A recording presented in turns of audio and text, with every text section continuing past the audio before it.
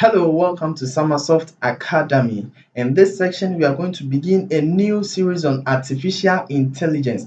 Please, if this is the first time jumping to our channel, kindly hit on the subscribe button and make sure to hit on the bell icon so you get notified whenever a new video is released. As I have already said, it's going to be a series. And this happens to be the first video in the series. So I will urge you to watch the subsequent videos as well so you get in-depth knowledge about this course, that is artificial intelligence. Please make sure to share to your friends as well so that they can also benefit from this course as well. Along the series or along this video, if you have any question, kindly put it in the comment section and then I will attend to you. Thank you for joining once again. My name is Samuel Owusu and I'll be taking you through this section. Now let's get the ball rolling.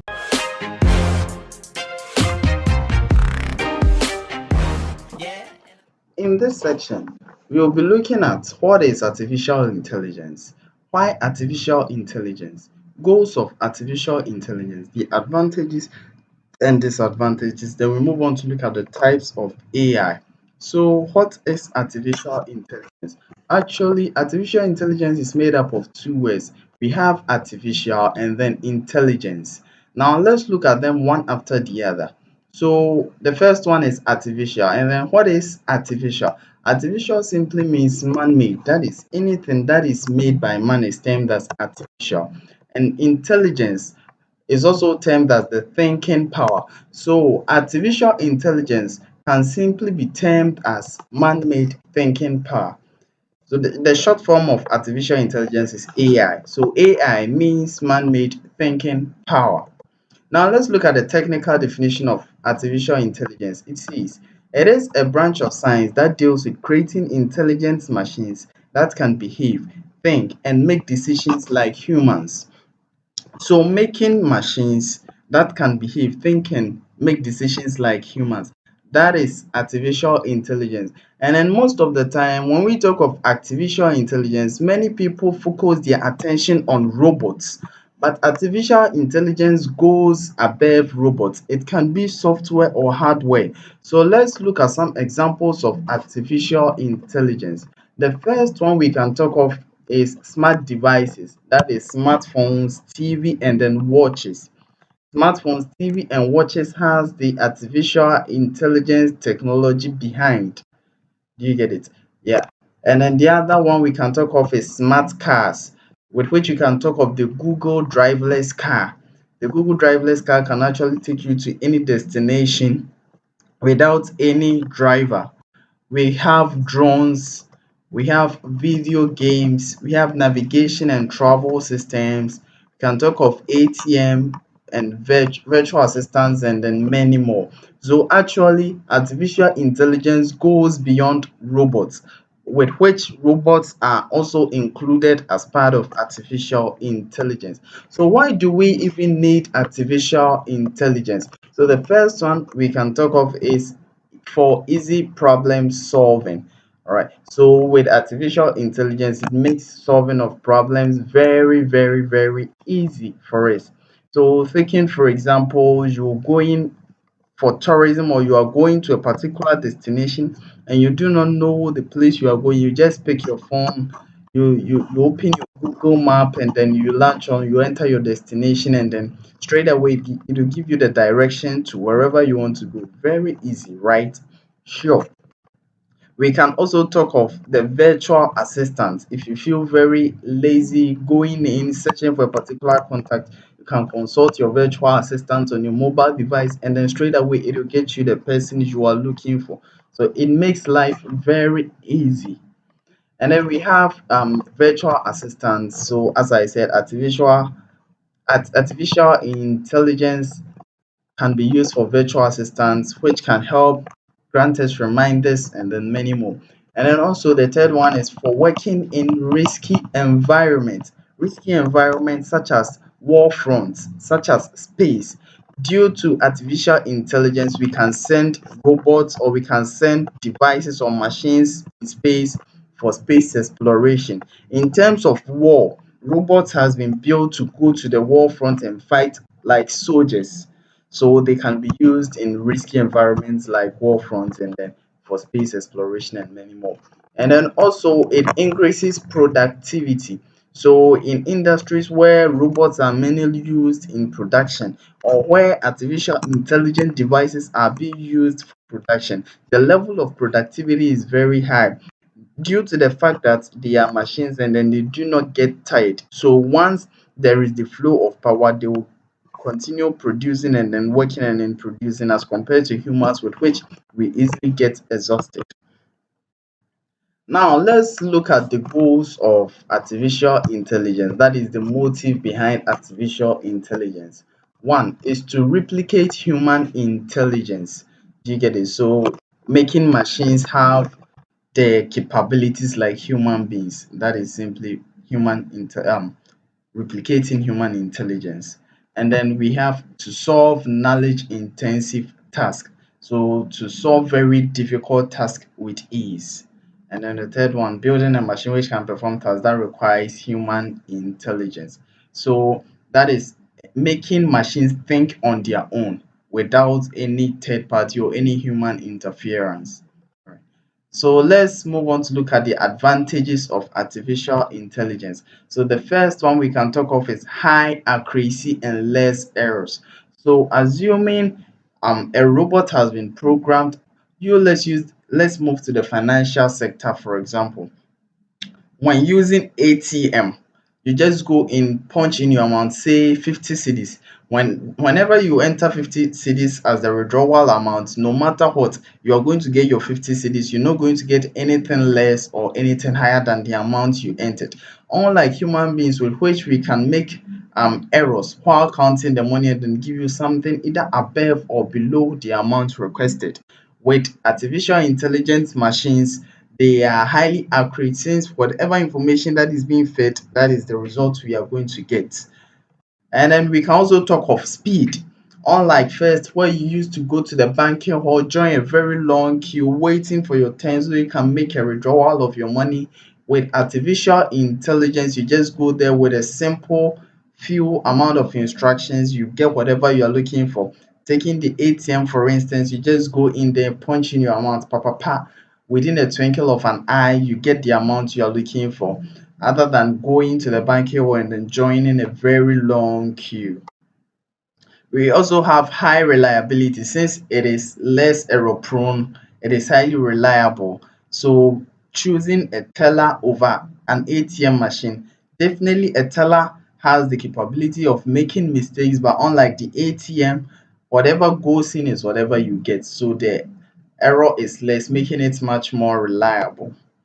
Useful for risky areas, as has been already explained, taking for example during war front where there can be issue of loss of life or anything, we can send these artificial intelligence machines over there to fight in the aid. And then the last one we can talk of is digital assistant. Unlike first, that you need to have a personal assistant who, wherever you go, he follows you. He'll be telling you, "Hey boss, you have meeting at this time, you have meeting at that time." Now with your devices, it can be used as a personal assistant to you. You can set reminders on them. You can communicate to them. You can give them tasks. Let's say, find me this, looking for this location, and many more. So with artificial intelligence, it provides an assistant for you, with which you do not need extra cost to go in for a personal assistant. Let's move on to look at the disadvantages of artificial intelligence. So the first one we can talk of is high cost. So artificial intelligence machines is very costly. You can compare, or you can look at the prices of smart TV as compared to our analog televisions. The smart TV is highly costly, and then even with a phone with high or with advanced artificial intelligent technologies, they are very costly. Compare, we can talk of Samsung Galaxy S20, we can talk of Hawaii P40, and then the rest. They are very costly. The next one we will also look at is the inability to think out of the box. So since the machines has been programmed to achieve a particular task, that is the task it is going to do. So the kind of information that has been given to it, that is the same thing it is going to do, no matter what condition that changes. So they can't think on their own, unlike human being where they can make decisions based on certain circumstances or unforeseen circumstances. With them, once they have been assigned to do this particular task, that is what it is going to do. So the third one is no feelings and emotions. Okay, artificial intelligence has no feelings or emotion. We can liken it to robots. They have no feelings or emotions. So in times of pain, they can be standing there looking at you. Since they've not been programmed to relieve someone out of pain, they'll be looking at you. They do not care about your emotion or whatever you're going through. Then the next one is increased dependency on machines. So since the emergence of artificial intelligence, many people are highly dependent on these machines, making them difficult to use their own intellectual capabilities. So taking for example, in the olden days, accountants had to sit down, write their various journal entries, create their ledgers, balance them, come up with their trial balance, their balance sheet, income statement, and then many more. Now, through the use of this artificial intelligence, systems has been provided to make the work very easier. So you find some accountants finding it very difficult generating these kind of reports manually or on their own, since they've highly depended on this kind of system, and that is a disadvantage. And then no original creativity. So as I've already said, whatever they have been programmed to do, that is solely what they do, and for that reason they are standardized. They do not think on their own to produce new ideas. They are just blank. Whatever has been given them, that is whatever they produce. Now let's move on to look at the types of artificial intelligence. So basically, artificial intelligence has been grouped by capabilities and then functionalities. So the types of artificial intelligence has been grouped by capabilities and then the functionalities. So now let's focus on the capabilities. So with the capabilities, the first one we will talk of is the narrow AI. So with a narrow artificial intelligence, these are the type of AIs that has been designed to achieve a specific task.